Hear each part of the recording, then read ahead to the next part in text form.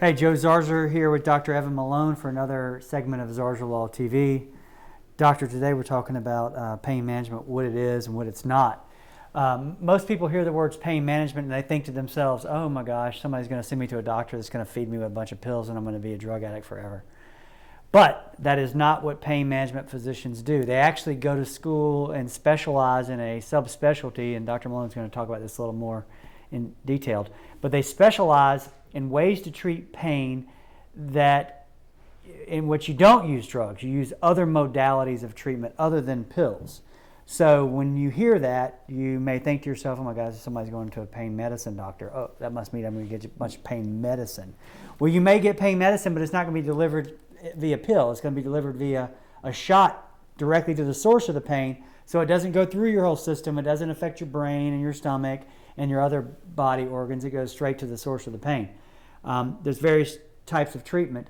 But Dr. Malone, tell us in general, what is a pain medicine physician?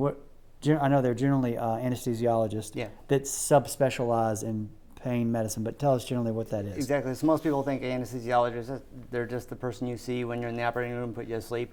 Well, there are folks who specialize in outpatient medicine who deal with chronic pain, and it's more than just giving you pills, as you had mentioned. So it's important to understand that they're treating your symptom of the pain as well as the source of the pain. So it's not just let's make it numb, let's try to make it better and livable and something you can manage on day in and day out. Right, and the reason that you end up with a pain medicine physician is that unless you have a surgical need, let's say you need surgery on your spine, that would be a neurosurgeon, or you need surgery on a bone or a joint, that would be an orthopedic surgeon. Yeah.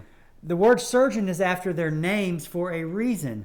They do surgery, and if you're not a surgical candidate, but you have pain that can be demonstrated on an MRI or whatever, then a pain medicine physician or a pain management physician works out to be the only physician that can actually treat you. So that's why you end up at these doctors, because you don't have a surgical condition. Is that right? Correct. And many times if you are referred to pain management, I would say prematurely, the pain management doctor, part of their role is to say, wait a second, have we ruled out any structural problem? So a lot of times they will work with the surgeons to say, hey, is this operative or not? If it's not, let's get you into our multidisciplinary approach where they manage your and it happens the reverse too. If somebody sends you to a surgeon too soon and the surgeon's like, well, wait a minute, you do have potentially a surgery issue here, but let's try some more conservative pain medicine or management approaches before we do the surgery, then maybe, sometimes the referral comes from actually the surgeon to the pain management physician. Yeah, you're right. Yeah.